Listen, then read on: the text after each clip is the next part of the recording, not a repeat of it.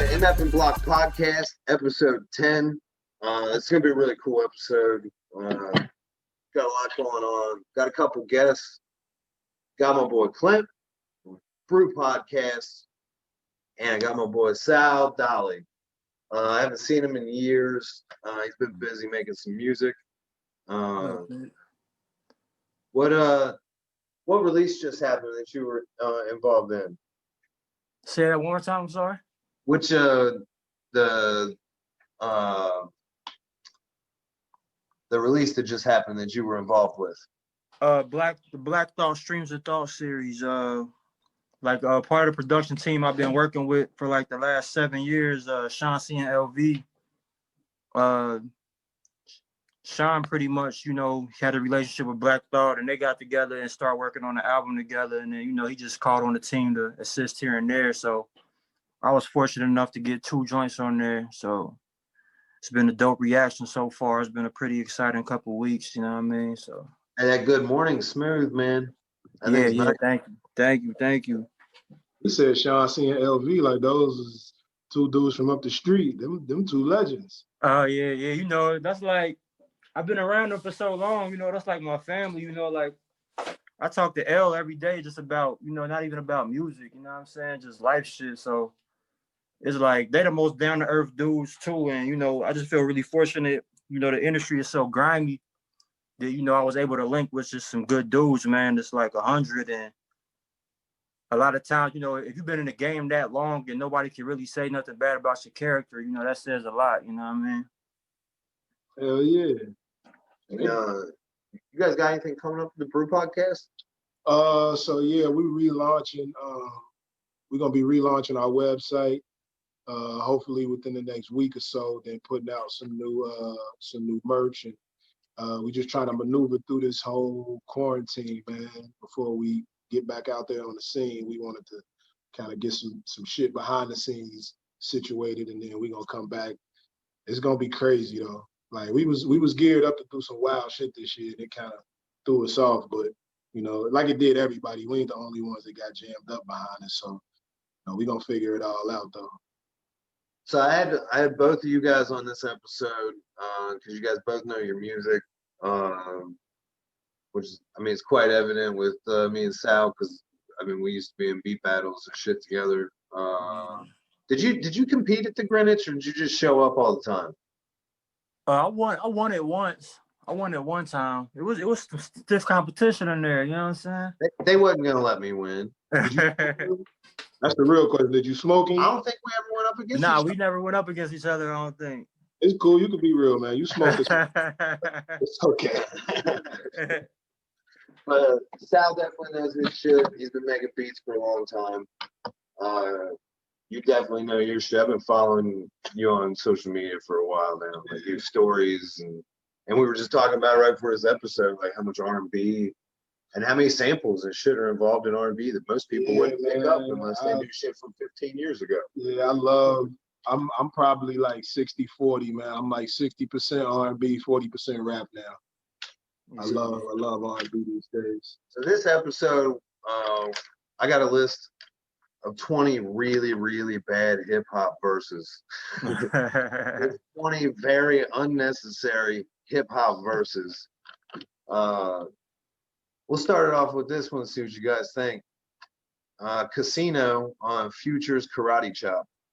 I'm not saying that the song is bad, but damn, that verse was bad. I can be honest, like I don't even know that song. It's not. Karate Chop. Pull it up. No. Pull it up and play it. Yeah, I'm gonna play it for you. There's no way you don't know Karate Chop. That was shit. Now the song, I like the song. It's just his verse, man. I can't do it. It's real bad.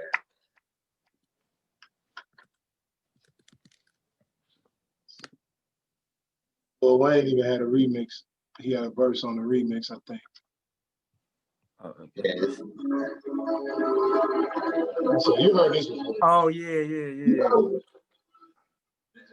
Jesus Christ. But Casino's verse sounded like the dude had never even been in a booth. I don't think I ever heard another verse of him either. It's really, really bad. Sometimes the homies just sneak in sometimes, you know what I'm saying? Yeah, I don't think I heard another verse out of Homeboy, man. I wonder if he's got his own record or if he's only done features. I have no idea. I've never heard him on anything else. Karate Chop is definitely his that was his 15 minutes of fame. I think we can all agree on 19. We all definitely know this song. What's that? Mystical on 504 Boys, Wobble Wobble.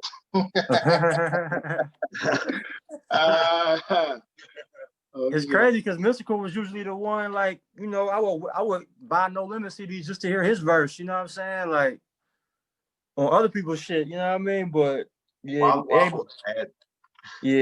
everybody got their off nights, you know. Is it hard trying to figure out like a bad rap verse?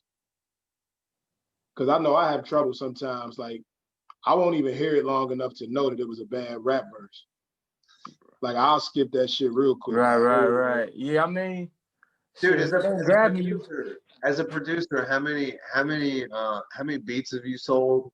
Or even check this out. So I put out an instrumental album literally 10 years ago, almost to the day, on Dat Piff. And if you YouTube Beats McGreevy, you will find where people took my shit and like used it as a soundtrack, like while they were playing like a racing video game. Right. I mean, dudes made full-fledged songs and music videos and shit, and you watch it and you're just like, oh man, that's rough, dude. Yeah. I mean, that's really rough. Yeah, it gets crazy, man. That's why I stopped engineering, because you don't really have control. Like with a producer, you know what I mean? Sometimes people get a hold of your beats, you know what I mean, out of your control. But for the most part, you kind of got, like, you know what I mean, like a decision and like who you want to work with. But when you engineer, you got to record a lot of shit you don't like. You know what I'm saying? Yeah. You can definitely feel free. Those beats that I emailed you last night, I think it was. Yeah. And before, feel free to co-sign those and hand those off to Sean C. Whenever is fine with me. If it's a vibe, if it matches what they're looking for, I'll definitely, you know what I mean? Like, it's a group effort, you know what I mean? Oh, absolutely. Now this, me and Clint definitely disagree on this next one. You may disagree with me too on this. Noriega on Bang Bang. Oh, nah. I fuck with that one. See, look. For me, man, it's another song that I like, but it's a verse that I'm like, man. Yeah, I mean, he ain't fucked the song up for me, man. Like I ain't hear Bang Bang and think to myself like, oh nah, Nori, what was you doing, Nori? I thought to myself that he definitely was he was at the back of the verse for sure. Like he was at the back of the, he was on the back of the bus. It went Foxy had the best verse. He was really stretching a lot of words to try to make shit rhyme that wasn't even fucking Yeah, but Nori is like, you don't really expect that like a lot from him. You know what I'm saying? Like he just like charisma. So here's why I'm throwing it up there, because it was a very unlike Noriega verse. Right. Like it was just weird. It's just too weird for me, I think. I gotta check it out again. You know what I mean, with 2020 ears. And so I was talking to Alex Meacham earlier today, and I was telling him about this episode that we were going to be doing, and he was like, "Hold on a second. Is this all in hindsight, or are you going back to like when that record dropped?" And I was like, "Oh, right. Hindsight, dude. Like I went back and listened to all these, and was like, oh shit." Right. Now, when I go back and listen to old No Limit shit now, I'd be like, what the fuck was I listening to when I was in high school? Yo, this shit is trash. Wait, listen to this real quick. Just remember where you was when this came out. This take me all the way back. Mm-hmm. Let me listen to Nori's verse really quick, man. Hold on. Let me listen to Nori's verse. Go straight to it. No.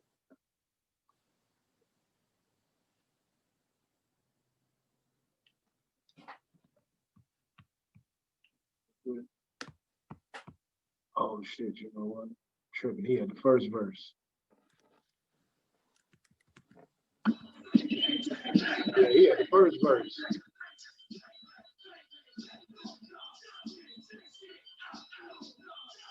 Came with the hype hook though. This was the shit, man.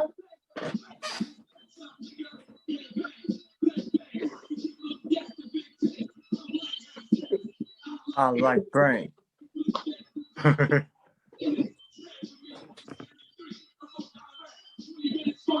Damn, you ain't like this verse? Ah, man. Nori body that verse, man. You know, Nori's the entertaining verse. He's the entertaining personality, man. Then Foxy and Capone gonna come through with the bar. Right. I'm gonna move one of these around because I just want to talk about it. He got some other shit on his list, man. I'm just So, Soldier Boy on Play Ball. I just got a new deal. I ain't talking pickle. I mean, I never expect Soldier Boy to put out a verse that I'm gonna appreciate. But that was even bad for him. Yeah, I mean, as soon as you said Soldier Boy, I'm like, I agree with you. Like, I don't even know what song, but I agree. 100%. Actually, like, I don't even need to hear that shit. I just, knowing it's him, I know, like, yeah, I'm probably not too fond of this. Crunchy Black on 3-6 is Ride the Spinners. He made up for it with the dance, though. You know what I'm saying? Like, he's entertaining, man. You might as well put Fabo on there somewhere. I'll give you the dance. I'll give you that one. I mean, you could really take Crunchy Black off a lot of songs. You know what I'm saying? If you want to do it like that, you know what I'm saying? You can take him off of Popping My Collar. Nah, sometimes he make a record though. Like sometimes you need that entertaining figure on a record to make it dope. Like I think Fabo for D4L, we know he couldn't rap, but he will remember the record Tatted Up. That nigga was singing for his life. Right. Yeah. You know what I'm saying? Like he was screaming. He wanted you to know she was tatted up. Like that was. Yeah, I can't name another member from D4L. You know, he was the star. Shorty Low. Oh, I'm tripping. Shorty Low. I forgot Shorty Low was in the that. star. That's the way I always go, Shorty Low. Yeah, Shorty Low was the star. Fabo was the wild figure. Now them other guys, I couldn't tell you who the fuck they was. Right. They could walk in here right now, and if you could offer 10 million to figure out what one of their names was, Google might not help me. Right. I probably need Google for this next one. The dude that rapped on Rebecca Black's Friday. I don't even know what that is. I don't know what that is. That was that Friday. Oh shit. Stupid ass song, man. Rebecca. That song. Oh yeah, I know what you're talking about. The song was huge for like 3 days. Friday, hold on. I have no idea what that dude's name is. I don't think I've ever heard this song. Ever? Damn, that shit got 147 million views. Why you know this? Dude, this song is huge, dude. I made music.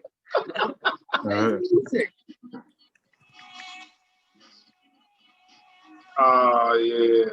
Hey, man, we might have to start looking at Pat a little different, man. Why you even know that song? Like, that's definitely, that wouldn't even have made the list. That's below the list. I almost didn't put it on the list. Homeboy was mad out of place on this shit, though. That's for damn sure. Well, I put it on there because I didn't know the dude's name, and I just wanted to call him that dude. Man, that's why I made the list. Okay. Will Smith's last verse on Candy. Last verse. Let me hear Will Smith on Candy. I don't think I ever heard that one either. Yeah, you hitting me with some joints that I'll be like, hold on. Dude, it's been a while since I heard Candy, man. I was just going in Spotify and just playing all kinds of random shit. Shit gonna play. But just his last verse.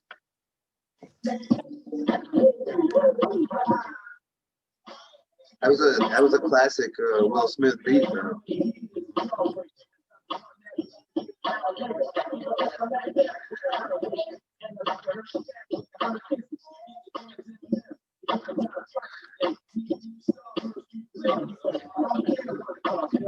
Hey man, I ain't gonna let you disrespect Uncle Will like that. Man. I can't let you disrespect Will, man. You gotta let Will get his shit off, man. He gave us like 3 classic joints. He might have gave us more than 3 classics, man. Because Summertime is an all-time classic joint. Oh yeah, You gotta forgive him. I can't disrespect Summertime. Okay, yeah. And I'm not disrespecting him. It's just that verse. This verse just ain't it. It's just that verse. I never even knew he did this record. Yeah, that one went past me. I wasn't a Will Smith guy. I was never really into him. Yeah, he wasn't. For me, it wasn't even about like he was too clean or too good or whatever. It wasn't your cup of tea. It just wasn't for me. Like I really liked a lot of the hip hop coming out of New York, and then I got into some of the West Coast shit. I mean, how can you not like some of the early NWA shit, regardless of how much some of those dudes may have been acting what they were fucking talking about. But either way, after hearing that he was producing for Black Thought, and then coming on here with Will Smith, that's 2 different versions of Philly. Right. They ain't from the same Philly, and they probably the same age. That's what's so crazy. Yeah. He an older guy. Yeah. It's had like 3 different sectors of Philly. Like if you throw in Freeway, Or like state property. Yeah, we might be able to go 4 different sectors of Philly. Yeah, like Philly's got Philly got a wide range. You might even be able to go 4. You got a Will Smith lane. You got the Black Thought lane. You got like the state property, Meek and them lane, and then you got Lil Uzi. Yeah. It's all over the place. Like you look at a lot of cities and you can kind of figure out the sound that's coming from that shit changed it because Uzi definitely got a whole different sound. Mm-hmm. I fuck with him though. I'm starting to like some of these newer artists, man. I'm starting to accept the fact that the rap we grew up on is different and it's dying out. Everything evolves and everything changes. Like I grew up listening to a lot of punk rock music and playing in punk bands before I started doing any kind of DJing or beats. And like even the new punk bands, like punk changed. And some of what happened was a lot of it grew to just something that wasn't for me. Which it took me a long time to come to grips with that. Like here in Cincinnati with Bunbury, like every year when that lineup came out, I'd say, man, fuck that shit. Fuck this whole event. This whole fucking thing is stupid. Every bit is fucking stupid. And then I just got to the point like, I'm only saying it's stupid because I don't listen to any of this shit. Right. And that's fine. Like you're allowed to listen to whatever you want. You're allowed to know that Rebecca Black made a song called Friday. But it took me a long time to really just be like, and maybe it's just growing up, whatever. But yeah, now I'm real quick to just be like that. It's not for me, man. It's not for me. So we got next.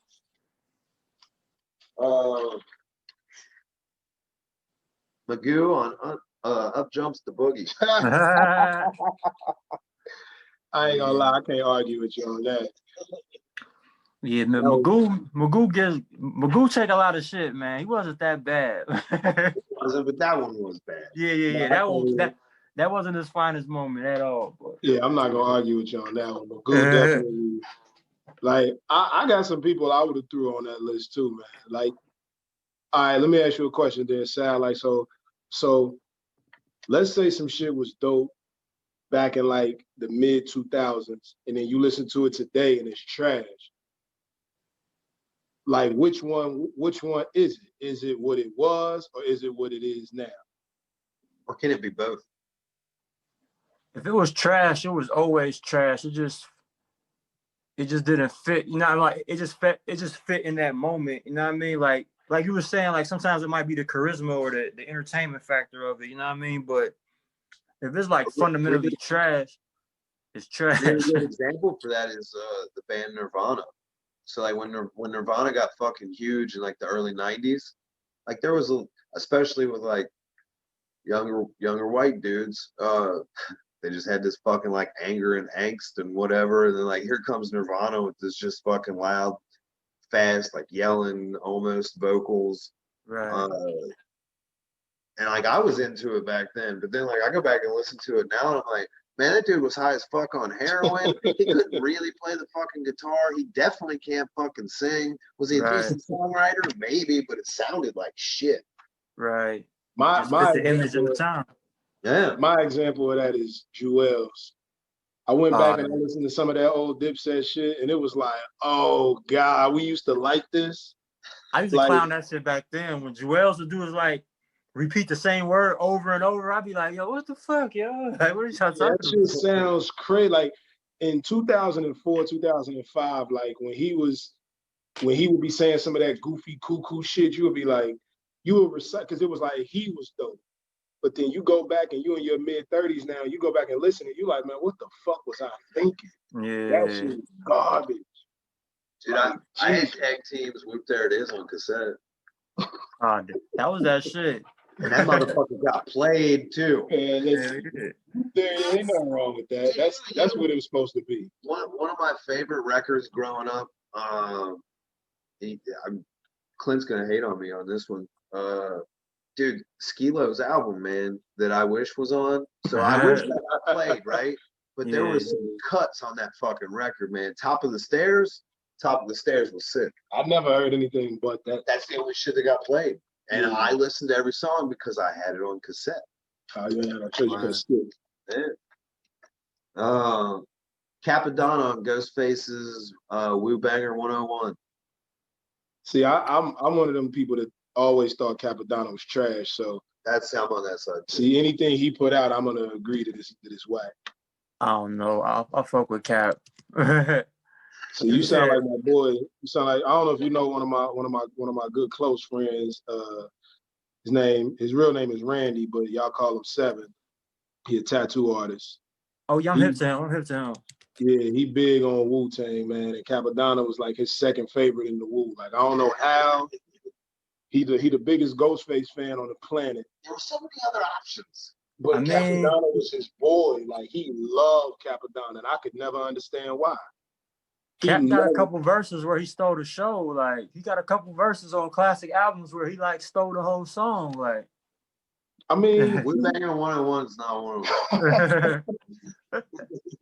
I mean, his delivery is what steals the show sometimes. Like ODB. Like ODB wasn't hard for real, but sometimes it was how weird that delivery was. You never heard nothing like that. Sometimes ODB got on the joint and you be like, oh shit, you can't act like you ain't just hear that.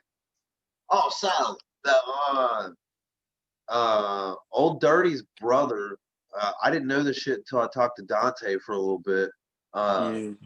Dirty's brother fucking rapped a verse on Doom. Oh, word?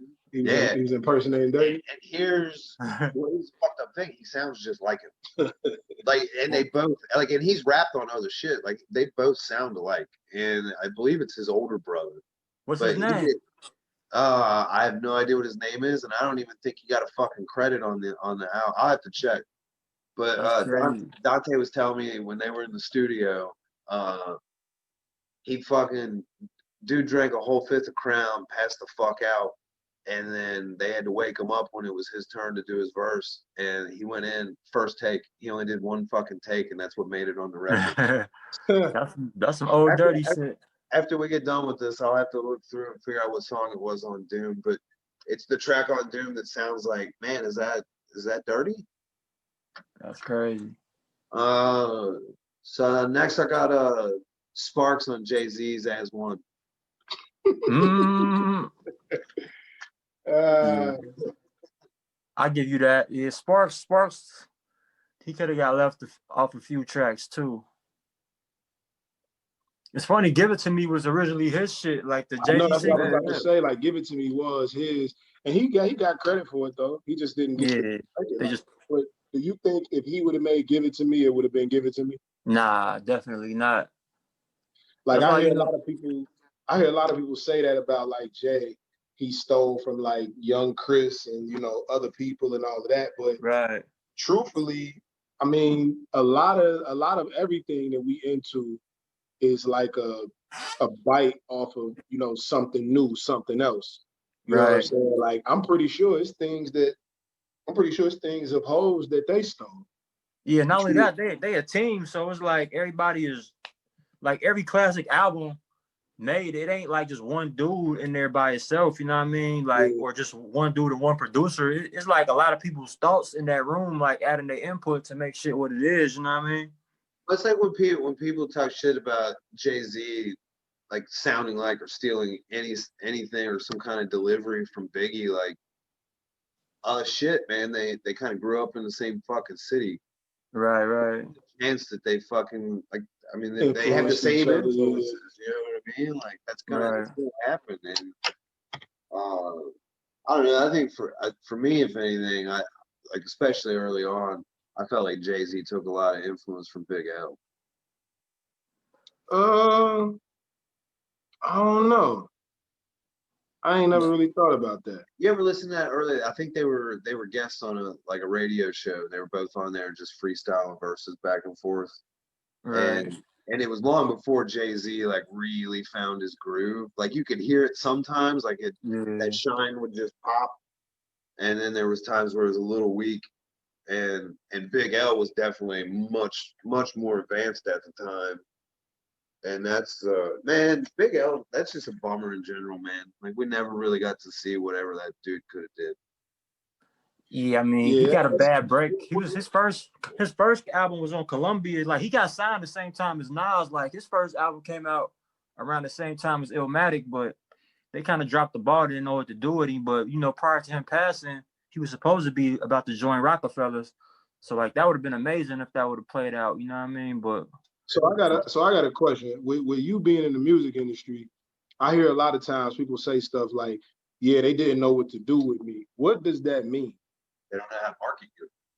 yeah, I mean, sometimes it's like, yeah, like it's like I compare it to like college sports, you know what I'm saying? Like you might be in high school, this coach might like your game, like your style, recruit you to fit into his system.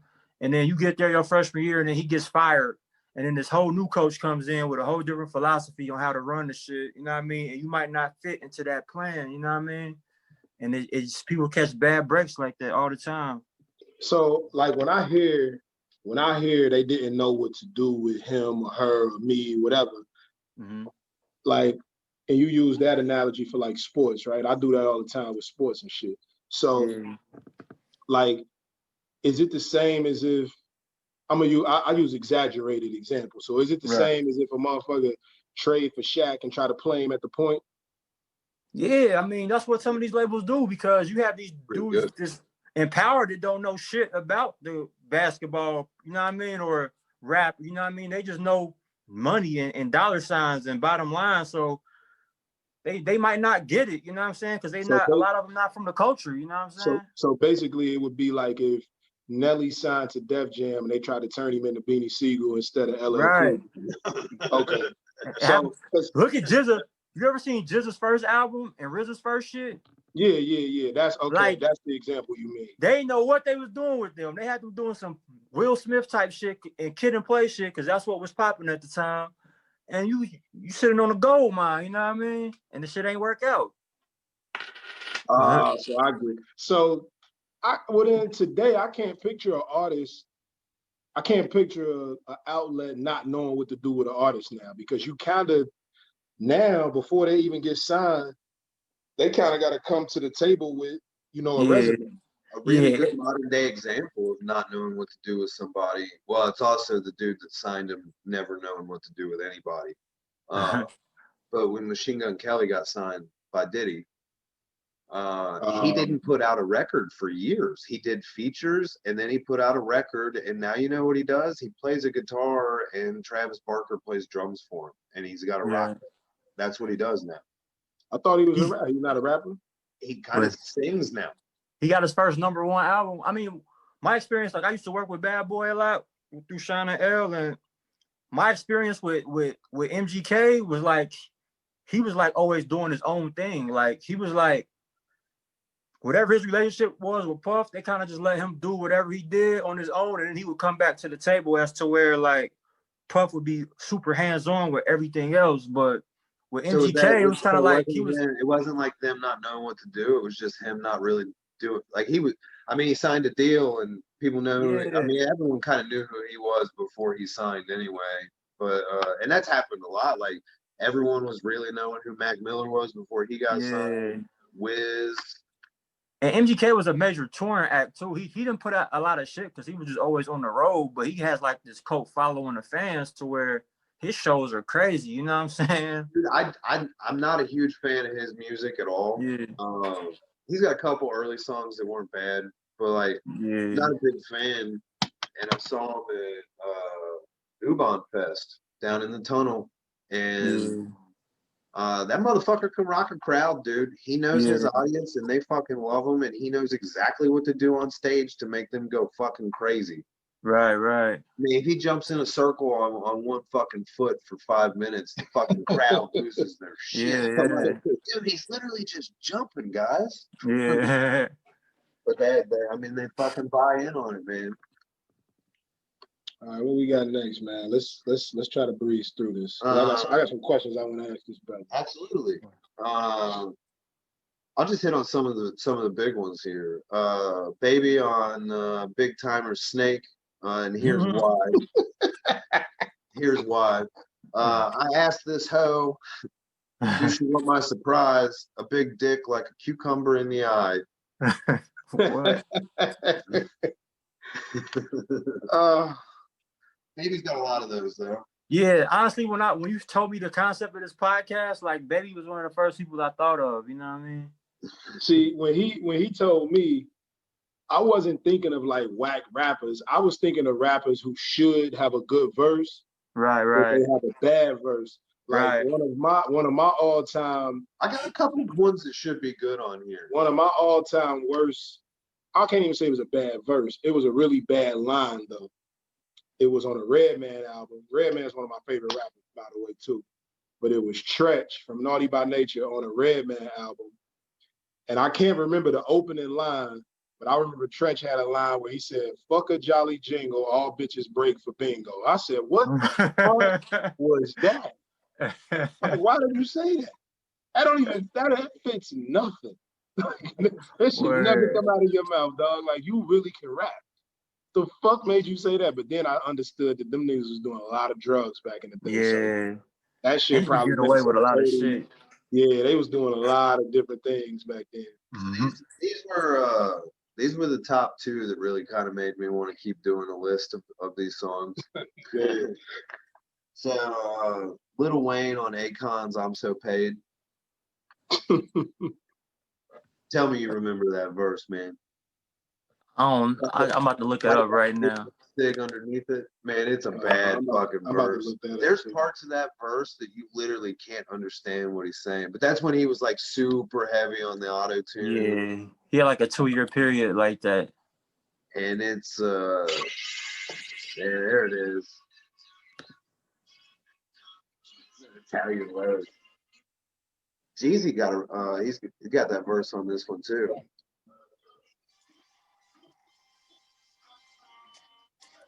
Oh, I do remember this song. Now I do like the hook. That's I do remember this song, man. But I couldn't think of when you said it. White dude with the Sig underneath it, because he's kind of like lightweight singing on that verse. See, crazy. People hate me for this. I've never been a Lil Wayne fan. Me? There was some shit. There was some shit on the Carter 2 and Carter 3 that I think was really good. Yeah, nah, for sure. But I've never been a Wayne fan. Like when I first heard "Let the Beat Build."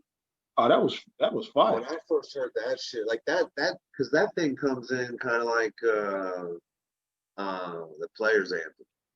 Yeah, it got that. Yeah. It slowly comes in, and then it just fucking comes in. There's not nearly as much changing up going on in "Let the Beat Build," but like that song is how you let a beat build. Right. That's exactly that song felt like I'm not a hater. I just like if I don't like your music, I'm gonna say I don't like it. But if you make a dope record, then I give it up every time.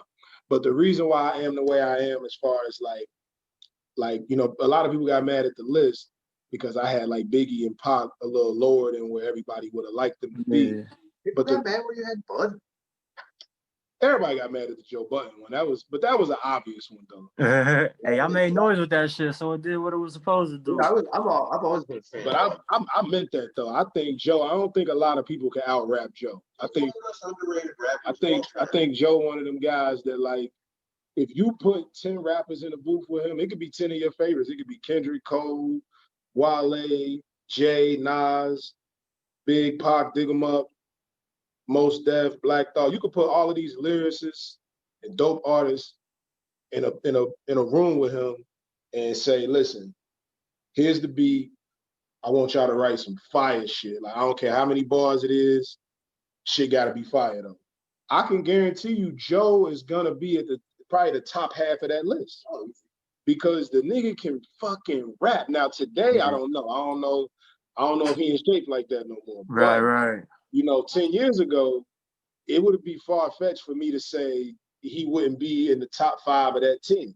But like I don't know, man. Certain artists, I hold to just like a different standard, I think, man. Like it has to be good.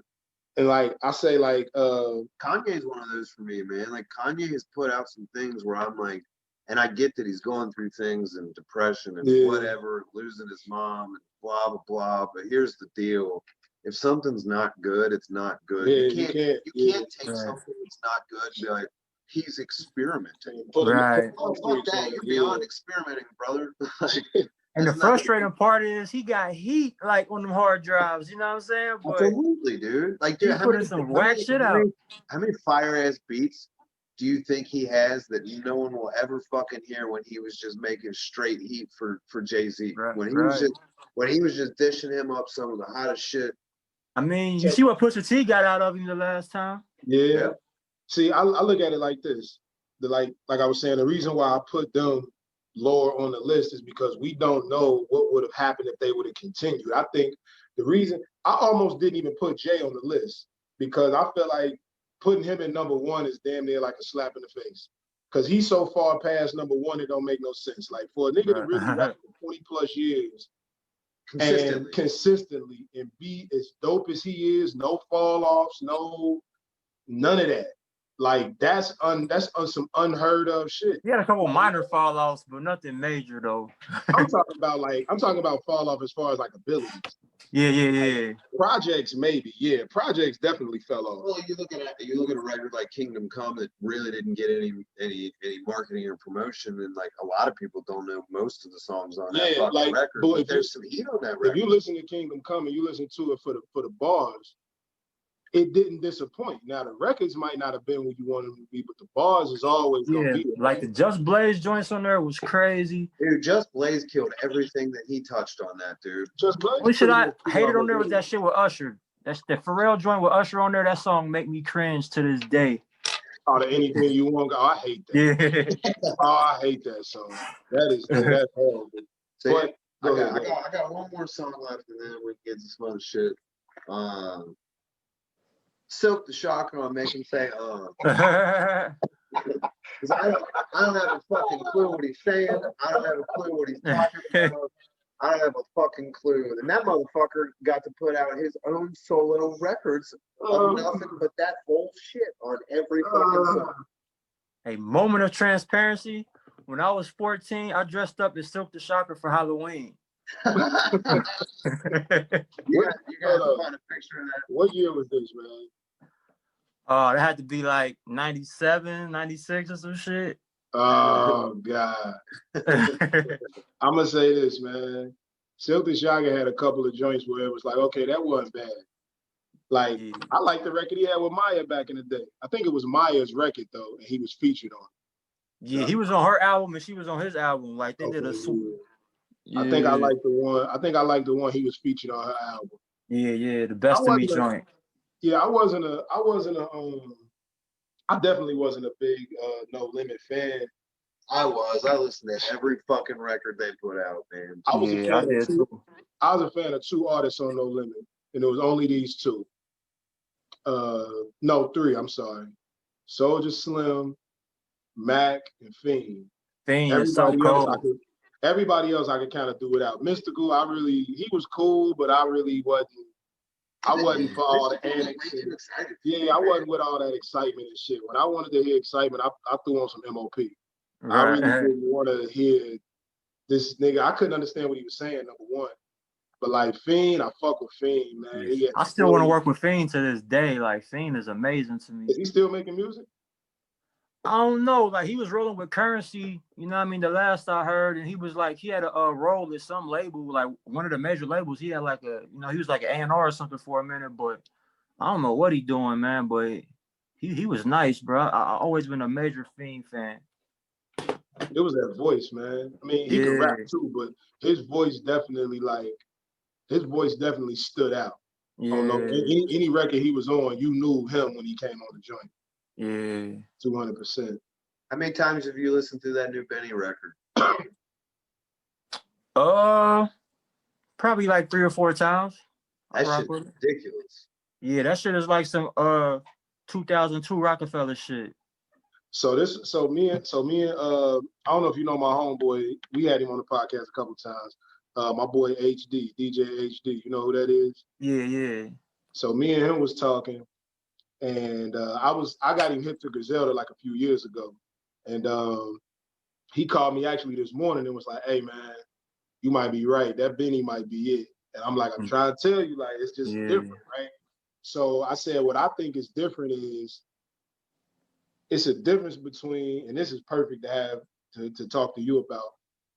It's a difference between somebody that make beats and somebody that make music. And I feel like Hit Boy is a producer. He makes music. And no disrespect to like Southside and 808 and them guys, but they make beats. Right. Like Hit Boy makes some shit where it's like it's music behind it. It ain't just a beat. You know what I'm saying? And that's what this Benny was to me. It wasn't just a bunch of boom baps and sounds and this, that, and the third. It was like some good, like that shit was put together. Yeah, he expanded, on I guess the whole Griselda wheelhouse, because they kind of came in with that Wu-Tang type of sound, a lot of Alchemist beats. And with that album, they kind of found like a different vibe for Benny, you know what I'm saying? To separate him from the rest. I mean, he was already doing his thing, but that kind of like put him in a different, you know what I mean? Like, it don't sound like other Griselda projects. Not at all. And it kind of started with like the last Conway project, kind of like stepped away a little bit from like the Griselda sound that we know, you know what I mean? And it carried over to the Benny, you know what I mean? So I love all of that shit. I think Conway, he used some Hit Boy joints, didn't he? Yeah. He had one Hit Boy joint. I think that's what it was. Yeah. So are you a fan of them guys? Like all three? Oh yeah. That's all I listen to really. Like if I'm listening to rap in my car, like all I really listen to these days is rap wise is like Griselda and Freddie Gibbs, Bodie. His last Bodie record James, was insane, man. Bodie James shit is crazy too. Did you watch? You ever watch those Tiny Desk? Yeah. Performances. Did you watch Freddie Gibbs on there? Yeah, with him and Madlib. Yeah. Dude, tell me that's not one of the hottest fucking things you've ever watched in your life. They were having so much fun, and they were killing it. They were absolutely killing it. Whatever that little fucking percussion shit was. Yeah. I was like, what the fuck he got over there? What are these little finger drums, brother? What the fuck is that thing? Yeah, that's what was ill. Watch that? Dude, the Freddie Gibbs Tiny Desk is one of the greatest things I've ever watched. I got a confession, man. I got a new guilty pleasure artist. I'm about to pull him up real quick. I know people would never believe I would like this dude. And it's one of Gucci's new artists. I haven't heard it. He actually just made Bond this week. You heard of Pooh Shiesty? Nah. Hey man, I like this dude. Pooh Shiesty? His name is Pooh Shiesty, like Winnie the Pooh. That's a dope name. Man, he's got millions of views, brother. Hey man, he fired though.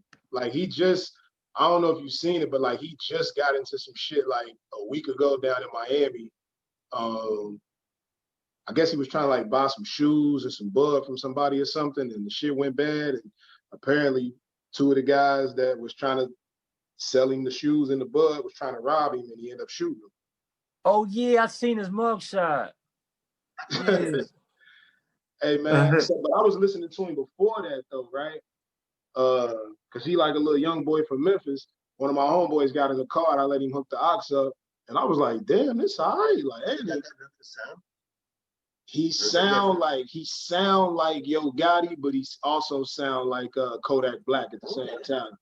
But he could rap though. But it ain't even that he could rap. It's that the shit that he says is gonna like catch your attention. Right. Like, you know how when you could hear an artist and you could tell like, oh nah, he ain't playing. Like he's serious. An artist made me feel like that was Meek Mill. I get that sense from me. Mainly, it's the one track where he talks about how he's gonna kill a motherfucker and kill his dad.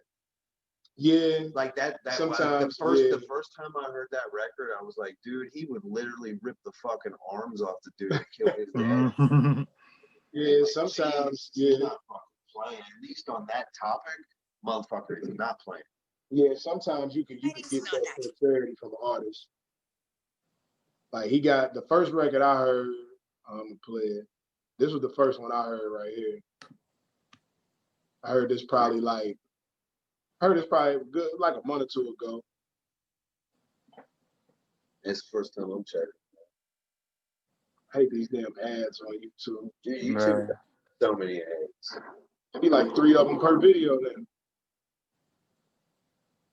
We watching the video. I'm into the video already though. That's for sure. You're gonna have to look this video up, man. Yeah, you gotta. The name of this record is called Twerk Something, but it don't have nothing to do with twerking. I'm pulling it up right here. That's the only thing talking about twerking. I don't know why I like this dude, man. I've been in strip clubs to give me the same feel of this video. I get like, I'm usually good at like spotting like the new artists. Like I was actually talking to my homeboy on my podcast the other day, and I was like, damn man, like I got like a hex on like the artists that I like. And and I can't say it started with Pac and Big, but you know, it started way back then. Like I was really into Pac and Big. I was really into Big L. Then after that, I was really into Soulja Slim. Then, like seriously, I was really into Mac, right? And one thing that all them artists I just named, they either died or in prison now. Yeah. I was really into and this because we like peoples, but I was really into Stack Bundles. Like that was like he made it on my top 50. He was lower on the list, but he made it into my top 50. I was real early on Pop Smoke. Like before he even hate on Pop Smoke, before he even like blew, he had a couple of joints that was like decent. But you ever been to Dykeman? Go to the basketball joint. So I was at one of the games, and he didn't even perform, but they threw on Welcome to the Party. This was like summer of like 2018 or some shit. Man, they threw on Welcome to the Party. Man, every kid in that motherfucker went crazy, and I had never heard it before. I'm like, this little homie that was up the block. I'm like, oh, this is new shit. Like, and I'm sitting there listening, and I'm like, damn. And I wasn't even like a big fan of the record, but when I'm looking around and I'm seeing the way it's being received, I'm like, oh shit, this kid might do something. And then like everything after that was a smash. Then Dior came out, and I said, oh, it's over. He out. Hey Sal, have you checked out Chris Crooks? I've seen a few of his videos online on the gram, like, but what I've seen, I like. Check his records, dude. It's stupid. You'll like him, man. It's stupid. Like his voice is fantastic. His delivery is ridiculous. He's got some nice wordplay. He's getting some good fucking beats. I don't know who's producing. Chef. His name is Crew Chef. You know who that is? I don't think so. Crew Chef? That dude's cooking it up, man. He not out of shit. Yeah, Crew Chef not out of Cincy though. He from Dayton. Okay. But nah, Chris Crooks is definitely, my opinion, best artist in the city. Easy. Yeah, everything I heard I like so far. Like definitely best artist in the city. Like that boy, he young. He like just turned 24. Like, dude, I got back and listened to some of his earlier tracks too, and like, and granted, he is young, so all this shit is kind of closer together as far as being released. But I mean, like the shit that he did before the shit that he's doing right now, like it's that consistency thing. Like it's consistently fucking good, all of it. Yeah, I fuck with Chris Crooks, man. He definitely is. He definitely one of the more. He definitely one of the more polished artists out of the city. Right, For right. sure. I fuck with Oski too. Oh, I said, yeah. I do like dude. I like his shit too. You know who I'm getting into now, man? You ever heard of them the Roadrunner kids? Roadrunner TB. And they from Evanston. They got like that Detroit sound. But Oh yeah. but they like see, I like authenticity. So like if you know where they from and you know who they around, you know they ain't bullshitting when they saying what they saying. So it's like it got a different kind of feel to it. Sal, you fuck with Overrolling at all? Who? Overrolling? Overrolling? Overrolling. I don't know who that is. Oba, he wrote a lot of shit for Dej Loaf. Like he wrote pretty much all of Dej Loaf's shit. Okay. So if you just imagine like He from Detroit? yeah. Like if you just imagine like a big fucking dude rapping the same shit Dej Loaf would do. Right. That's essentially like if you thought Dej Loaf shit was like catchy and listenable, you'll probably like his shit even more. But he's my dude. I did a couple tracks with him years ago, and then he was working shit out, and then got fucking paid when Dej Loaf blew the fuck up off one song for like 3 weeks. Then everybody stole her style and shit. Yeah, and it was fucking crazy because that was Oba's style, and it was crazy too. He talks to me about Detroit all the time because I've asked him. I was like, it's like when Eminem talks about like 8 Mile, like is it really that bad? And he's like, that motherfucker never comes to 7 Mile. That's all I'm gonna say. And I was like, I knew it, man. I fucking knew it. I watched Eminem lose that freestyle battle in '98, and then it turns out that his hood isn't even that bad. It's just some yeah, he's a trailer park kid. So let me ask you a question, man. If you like, I don't like the whole if you could work with anybody, who would you work with shit? Because I already know you're gonna say some dope people. But who are people that you looking at right now and you like, oh yeah, they working, they putting out some shit? I got like a hit. I got like a bulletin. I'm in my little studio right now. I got a bulletin board of niggas I'm trying to hit. You know what I'm saying? But like Freddie Gibbs is one of them. Hey, if you work with Freddie, I gotta come to the studio. I'll keep quiet. I just want to hang. Where my man's is his engineer, but they all out of LA and shit. But I'm definitely trying to get on that. But Gibbs, I like, Kendrick is that guy for like that younger generation, but not the youngest generation now. But I feel like Kendrick is one of those dudes. He's working right now, and he's one of the, for his generation, he's one of the GOATs. You know what I mean? So, and all my favorite artists are like people. Whenever they come out with a project, you don't really know what it's gonna sound like. You know what I'm saying? So, those are like the kind of people I'm interested in working in. Is just like always just pushing their sound. It's not predictable. You know what I mean? You don't really know exactly what it's gonna be. You know what I mean? Those artists kind of tend to be more open to fucking around to find something different though too. Yeah, like I'm not trying to, give them what they had before. You know what I'm saying? But still something that worked. You know what I mean? And who else? Pusha. Pusha, one of my favorites. He working right now too. But I mean, I worked with Pusha a couple times, but I ain't never been on none of his albums. I'm anxious to hear how he gonna sound. Where he goes. I'm anxious to see because what I was thinking was this. I've never really been a big Kanye fan, but one thing I've always respected about Kanye is after what was that, Late Registration? Every project after Late Registration sounded different. Right. College Dropout, Late Registration kind of sounded like in that same, they were similar. everything Yeah. after late registration sounded different. Like each Yeah. project was a brand new concept, Right. sound, everything. And it's like, I think that's difficult to do as a musician, Yeah, is to yeah. literally have a brand new sound every time you drop some shit. Yeah, And it still worked. I played in several bands, and that was all. Like, it's really fucking weird being in a band, because you establish your fan base, and your fans kind of expect that sound from you, and you somehow have to keep that sound but make it different. Right. It's just That's fucking the difficult. genius. It's just difficult to do. That's his genius, is the fact that he literally learns how to make people like different genres of shit. You know what I'm Yeah. saying? Like, and that's probably why he went ahead and went to gospel, because he can't really do no more rap. So Right, right. he got to go all the way That's left. how I feel about Kanye. I'll always respect him as a producer and like his just musical creative side, but I don't give a shit about him as a rapper. Right. Not at all. I just don't. Like, I've never heard, like, he's never dropped a verse that made me go, oh shit. Uh-huh. Yeah, I've never heard that before. Like, never. Like, even like I like the early records, but it was almost He had just some moments. good. Yeah, he had a couple moments where, like, especially on Watch the Throne, where he was like right there with Hove. Like Hove wasn't watching him on that shit.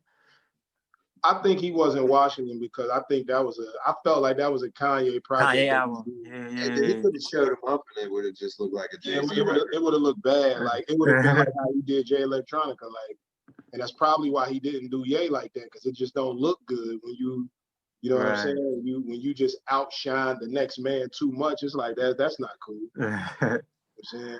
Man, if I could have ever worked with anybody musically, like in hip hop, it wouldn't even have been a rapper, man. I would have just went, like, I want to go cook it up with Ninth Wonder. That's all I want to do. I'd like to make beats with Ninth Wonder, and then have David Banner and Big Remo cut a record with us. That's all I'd want to do, He man. threw it back with Big Remo. I ain't heard that name in a minute. Dude, that Ninth Wonder Big Remo record is absolutely ridiculous, man. Yeah, And then yeah.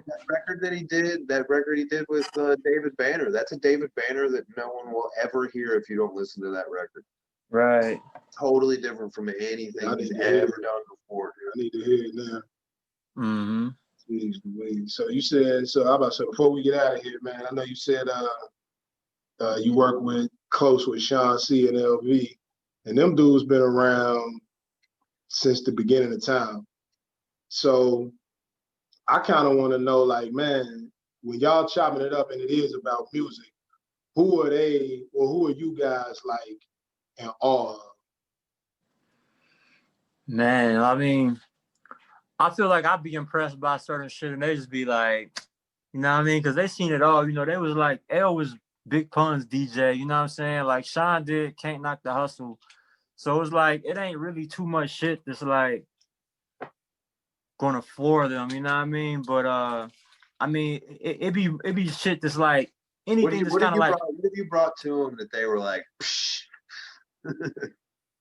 I can't say I ever brought anything to them. It just be like, we might be watching some shit, or I might even be on my phone like, oh, I think this person kind of dope, and they just be like, I don't know, you know what I'm saying? But yeah, like I think, you know, they just looking for shit. They like shit that's just pushing the boundaries, because they was in the era, you know what I mean? They was in that era, so certain shit today just not gonna hit the same, even if it's people just trying to duplicate that 90s sound. They just going like, whatever, you know what I mean? Like, been there, done that. Like, what's next? You know what I mean? How can we progress music? You know what I mean? So they were mainly bad boy producers, right? nah, they started out with I mean, Sean is a little bit older than all of, like, Sean is the OG, or like all our OG, really, you know what I'm saying? And Sean started out with fucking Teddy Riley. Like, he was signed to Teddy Riley when he was like in high school, you know what I'm saying? And then he did at the same time he had Can't Knock the Hustle out, he was an A&R at Loud Records, you know what I'm saying, with Wu-Tang and Mobb Deep. So he came from that, and then in the early 2000s they kind of moved over to Bad Boy, you know what I'm saying, on a production level. But you know, they've been through the whole era, so it ain't like a lot that impresses them. That's what I was thinking, man. One of my favorite any things that they was involved with. I mean, it was with the GOAT, man. It was American Gangster. I Yeah, think they did that yeah. whole thing. If I'm not mistaken, I think they did that whole But project. they did like 8 joints on there. That album is Yeah, yeah. that. Yeah, you could put that. It's rough when your whole catalog is gonna be in the fucking some kind of Hall of Fame. Right, right.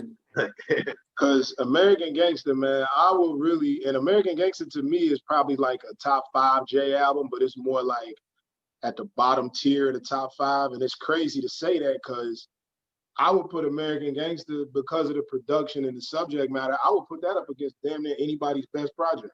Yeah, yeah. And it's just a cohesive ass project. It just felt like a movie. That's But really it felt like something. Like it was like yeah.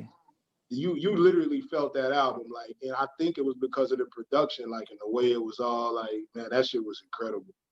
Yeah, I mean, you know, that's like a testament to like Puff. Like a lot of people like look at Puff like, oh, he don't make beat, like, but Puff is like an orchestrator. You know what I mean? He know how to put the pieces together to execute shit. You know what I mean? And He got all the right people together. He was just yeah, and you know he talked to Hove and he was like, all right, I know what he need. Like Sean and L, what y'all got? Like send me these joints. You know what I mean? And then you know, it's like, you know, when you create, you probably know how it is. The Greasy, like when you catch a vibe with somebody, you know what I mean? Like you just it's organic. That's how they end up doing 8 songs. You know what I mean? like when I started working with you remember Puck?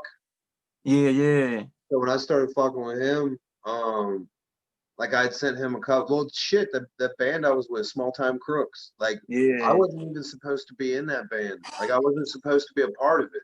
Right. And I had heard one record they did. They did one record before I started doing shit with them, and I heard it, and it was real poppy. The beats were fucking horrible, but I could see where they were going, and I was just like, yo, I can get you where you're trying to go. Like I can make that. What you're looking for is super simple. You just don't know how to fucking make it. Right, right. So I made that shit for them, and then I went to the studio when they were cutting a couple of the first songs for a new record, and they were like, do you just want to be like in the band? And I'm like, I'm still gonna work with other people, guys. Like right. I'll make this like stupid poppy ass, like almost like some of the like some of Kid Ink's like first couple records, like how poppy. Yeah. Like that was real similar. That's a small time. We were before our time, man. We were fucking pioneers. Hey, that's how it be sometimes, man. What's your favorite record from the 90s? Oh man, like album or like single song? Whole record. Man, I'm I'm one of those people that will tell you that It Was Written is better than Illmatic. You know what I'm saying? See, I'm one of them people that'll tell you I Am is his best album ever. I fuck with I Am too heavy, but something about 96, man. Just the vibe on every album that came out that year, it's just something in it. I can't even explain it. That shit just feel different. You know what I mean? But It Was Written probably more my favorite, or Supreme Clientele. I could definitely see that. When you said something about Puff, how he make an album better, it made me think of somebody that I was super big on, you know, before they untimely passed, and it was Nip. And that's what I said. Like, man, I feel like I'm like a curse to like these artists that I really, really like, because I'll really get into somebody and it's some bullshit happening. It's like Right. And it's like the people that I really, really get into, I think I get into it because I feel that it's genuine. Like I feel like they come from where I come from. Yeah. They've experienced the shit that I've experienced. Nipsey was exactly who you wanted out of who he was, though. Man, like that was the dude that showed you, like, he showed you everything. You can fucking make money. You can change your fucking life. You just have to fucking try. Just do this. Fucking sell T-shirts. Do whatever. Yeah, do whatever you gotta do. Yeah, you can change everything about your life and do it in a way where it's not no illegitimate shit. And he hung out. I mean, unfortunately, he got killed in the neighborhood that he hung out in. But like, he still hung out in the same neighborhood. Like, motherfuckers don't do that. Like, Ice Cube's not hanging out in. Right. You know what I mean? And the love he had in in LA is different. Like the way they love you. the way they love Nipsey in LA is like they love Nipsey like more than they love Tupac because he was like really they own, you know what I mean? Like, Yeah, he was really from LA. and it's like I was out there when he died, bro. It was like the energy was crazy in the air, bro. Like, So what's crazy is I told Pat this story like when it happened. So one of my homeboys, he real tight with Rail Carter, Jay-Z's nephew. yeah. And we had him on the pod before, like kicking it and shit. And they had hooked me up when the Rock Nation, the Nipsey Rock Nation hats dropped, right? So I was like, well, shit, I need the red one.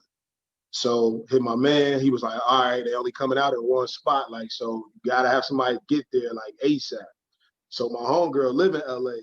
I had her go pick it up, and she was like, man, they got rid of your shit, like, but they gave me a voucher for you to get another one. So I'm like, all right, that's cool. Just go back like in a week or so whenever they call you. So they called her. She went back on a Saturday. And when she went back, she was like, man, something ain't right out here. Like, it feel real weird. So I'm like, what's going on? She was like, I don't know. Like, something just ain't right, though. Like, it's just a weird feeling. This was the day before it happened. So I was like, well, just leave, man. She was like, well, I'm already here now. Like, it's a line, and it's just, I don't know. It ain't never really a line out here. It's just some weird shit. So I'm like, all right. She go in there, she get the hat. No bullshit. The next day, we recording our episode. And my homeboy on the pod, tech suit, my boy Aaron, he gets a notification from his girl, because his girl from Compton. He gets a notification on his phone from his girl. And then he like, hey man, get on Twitter. Like, we paused the episode and everything. And then they had him, it was like reported that he was shot and all of that. And we like, nah, this can't be real. You know what I'm saying? Like, it wasn't real yet. And then it was being reported that he was shot in the head, and they had video. Yeah. And we was had so much respect. And we sitting there looking at the shit, and we like, what the fuck are we witnessing right now? He wasn't even dead yet. And they was showing him working on his body, and we all looked at each other like, nah, this ain't looking good. And then maybe 20 minutes later, they reported that, yeah, he passed. And we like, yo, in the middle of our recording, like, we almost stopped and everything. We ain't even want to. But I was saying that to say this. With Diddy, it seemed like he don't make beats and produce, but he's like a master orchestrator, because He's a puppet master. because right? Nipsey was saying that when he was making the album, he was saying that it sounded one way, and then when Diddy got involved, it turned into a whole new thing. Like, I heard the original version of Rap Niggas, and it sounds totally different than the one that Diddy did. Yeah, Like, I mean, he's a producer in the classical sense, you know what I mean? Like, hip hop kind of like created their own definition of what producer is. I mean, like, you was the person that made the beat, you know what I'm saying? But I mean, Berry Gordy wasn't touching no keys, you know what I'm saying? Like, Yep. You guys, but Berry Gordy played instruments though, right? No, not Berry Gordy. I'm tripping. Quincy Jones. Quincy Jones, yeah. Quincy Jones. But I mean, Quincy Jones played instruments, but he didn't play every like with Thriller, like he wasn't touching every key. Like he put the band together. He put the writers together. He put the right niggas in the room, and he just told them what to do. And like, this is the sound we trying to make. Like, you know what I mean? So like the thing too is like once you get like as a producer, like once you get like a solid idea for the song, like when you get to those bridges where you don't know where to go next. Right. That bridge and that producer's there to say, well, you do this, this, and this, and then it flows right into the next part. Like, yeah. So a producer will sit in the studio and like you'll be singing in the booth and like you're on point with the melody you're singing, but there's a better melody, and the producer knows that better melody, and he tells you if you want to fucking hit, you need to do that fucking melody. Right. You gotta do this melody.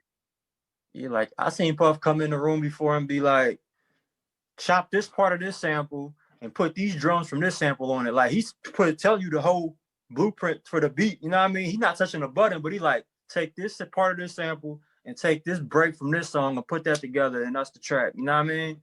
And somebody else he can't program it himself, but somebody else will do it, and then he'll be like, all right, Mario Winans, you come here and play the keys on this shit. Stevie J, you play the guitar on this shit.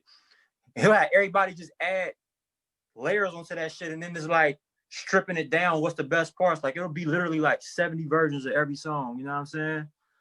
That gotta be beautiful to be a part of, but a headache at the same time. It is a headache because he listening to so much shit that his ears get worn out, and then it's like he ain't gonna like nothing at one point, you know what I'm saying? And then there'd be so many different versions. It'd be so many different versions of the songs, but then he'll be on it though, because he might be like, it might be a track, he'd be like, yo, at the 2-minute mark, change that snare or that hi-hat or whatever. It's a science to it. And then he'll be like, he'll have a million things going on that whole week and come back a week later and listen to that track, and he'll know like, oh, how come nobody moved that snare? You know what I'm saying? Like he be on that shit, you know what I mean?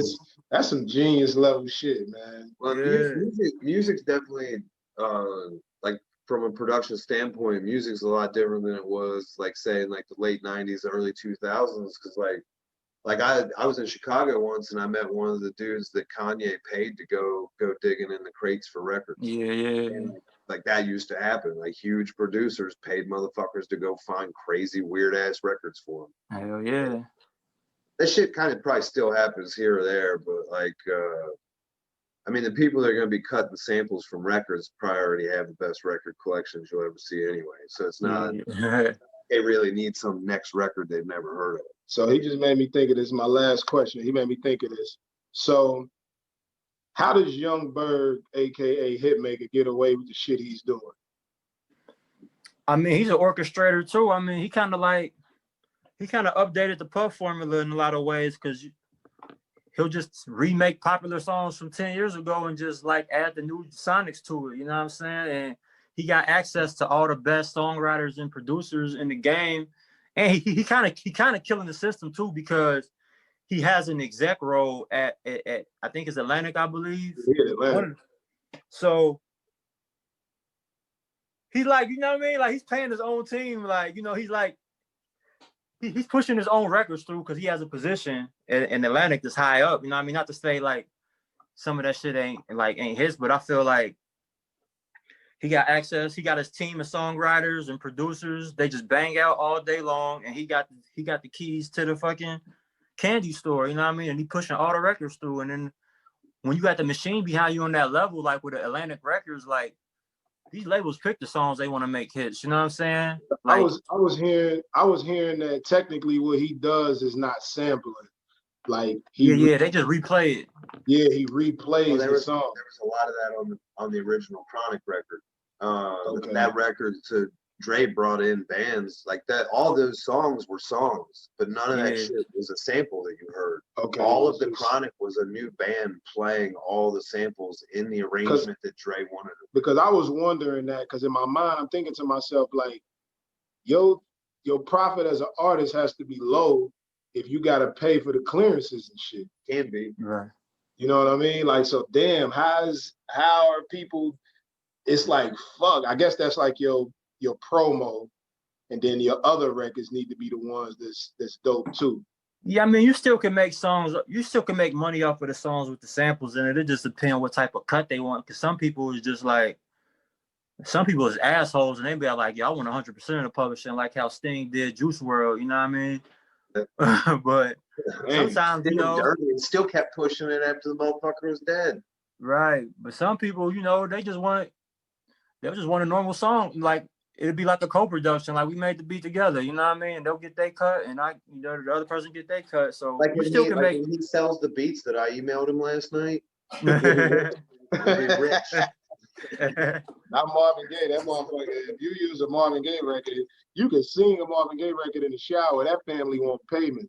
Yeah, that was some bullshit. How they did for real, man. That was some bullshit. Like the way people get paid musically has definitely changed, but like as far as records, the top paying artist per record, or the top paid artist per record was Michael Jackson, and he got like 20 cents per record. That's what he got off of his record sales, which he's selling millions of fucking records, so he's making millions of fucking dollars from it. But like the top paid musician off of a record, like that's why, like even as dumb as some of these groups are, like I'm sure you guys have heard of Insane Clown Posse, right? Yeah. So those dudes are fucking geniuses beyond any level that most people would ever understand. Like from the get-go, they started their own record label. So they're getting 100% sales of their records. They sell these fucking jerseys with that Hatchet Man on them. for like $400. Yeah. 100% goes to them. All of their tour goes like those motherfuckers are geniuses, and they got a lot of dumb motherfuckers to paint their face up and look stupid as shit and talk about who's going chicken hunting. Right. Yeah, I mean, that's the beauty right now is easier to be independent, you know what I mean, than it was before, and just generate, because I mean we all got the same access to the internet, you know what I mean? Chance proved that shit. Yeah. I mean, you know, dudes be having secret partnerships behind the scenes and shit, but you know, long as you taking home the lion's share, you know what I mean? You can take home a Grammy without ever really releasing a fucking record. Right, Like, yeah. He had dude, the there was cheat no code. physical copies of that fucking record, and he takes home Grammys. Like, what the fuck? He had a cheat code for sure. But thanks for being on, Sal. Thanks for being on, Clint. Yes, sir. Sal, tell everybody where they can follow your shit on social media. Sal Dali Lama on Instagram and Twitter is SALDALILAMA. Clint, what's your shit? I'm not on social media right now. I'm taking a break. He's on vacation. I'm on vacation, man. I'm getting tired of getting catfished. Check out the So I took a break. But yeah, you can check out the Brew podcast. That's my podcast. That is TheBrewPodcast1 on everything, I believe, Facebook, Twitter, and Instagram. I was a guest on there a long time ago. It was a while ago, man. But yeah, he was a guest of ours. Oh, that was friends ever since. I know, man. That was back when we was at the old studio. Mm-hmm. So, yeah, that's when Lantana was supposed to show up. He was going to be on the episode. Sure, me and him. He showed up like a year later. Thanks for being on, guys. I'll let you know when this shit gets out. I appreciate you letting me know what that sample was, man. I'm about to download all the homeboys' music now. Yeah. You already know. I appreciate you. All right.